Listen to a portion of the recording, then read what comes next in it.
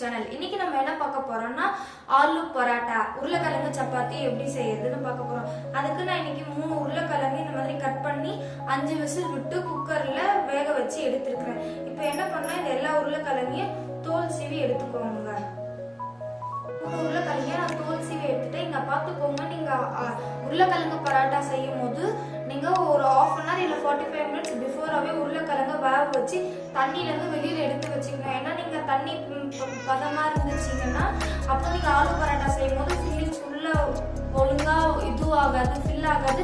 அப்புறம் நீங்க சப்பாத்தி தேய்க்கும் போது ஃபுல்லா வெளியில வந்துடும். அதனால ஒரு 1/2 hour பிஃபோராவே இல்ல 45 minutes பிஃபோராவே வேக வச்சு தண்ணியில இருந்து வெளியில எடுத்து ஒரு 45 நிமிஷம் ஆற வச்சிருங்க. ஆற வச்சுட்டு இந்த மாதிரி தோல் உரிச்சு எடுத்துக்கோங்க.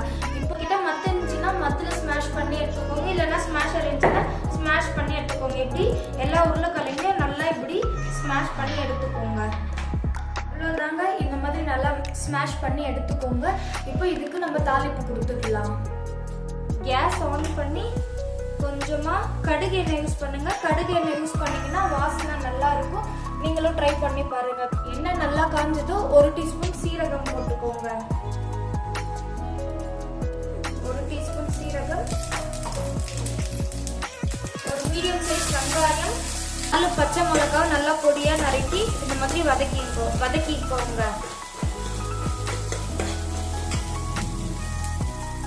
லைட்டா வதங்கினா போதும், ரொம்ப வதக்க வேண்டாம். இப்போ லைட்டா நல்லா வதங்கி இருக்கு. இப்போ இது கூட 1/2 டீஸ்பூன் உப்பு, 3/4 teaspoon chilli powder, 1 teaspoon garam masala, 1 teaspoon தனியா பவுடர், இது எல்லாத்தையும் போட்டு நல்லா மிக்ஸ் பண்ணிக்கோங்க. நல்லா ஸ்மாஷ் பண்ணி எடுத்துருக்கிற உருளைக்கிழங்கு ஆட் பண்ணிக்கோங்க.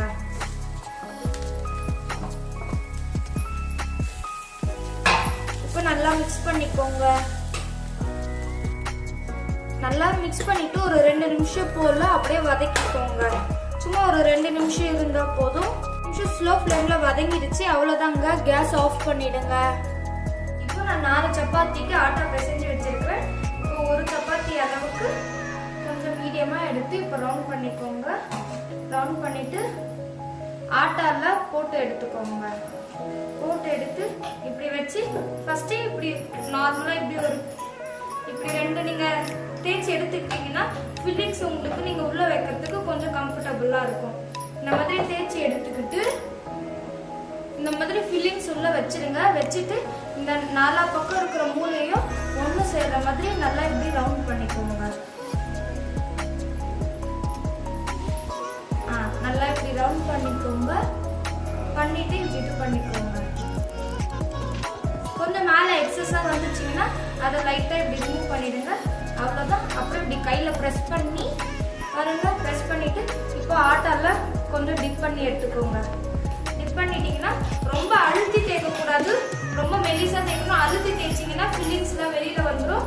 எவ்வளோ மெலிசாவும் தேய்க்க முடியுமோ அவ்வளோ நல்லா மெலிசா தேய்ச்சிக்கோங்க. ரொம்ப ப்ரெஷர் கொடுத்து தேய்க்காதீங்க, பொறுமையா தேய்ச்சிக்கோங்க.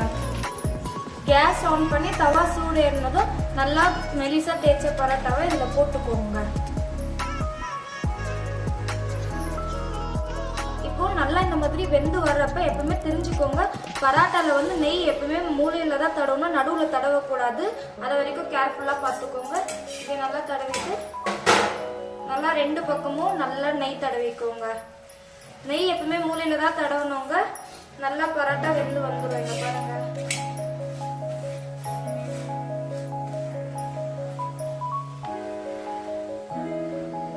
அவ்வளோதாங்க, அருமையான ஆலு பராட்டா ரெடி ஆயிடுச்சு. உருளைக்கிழங்கு பராட்டா.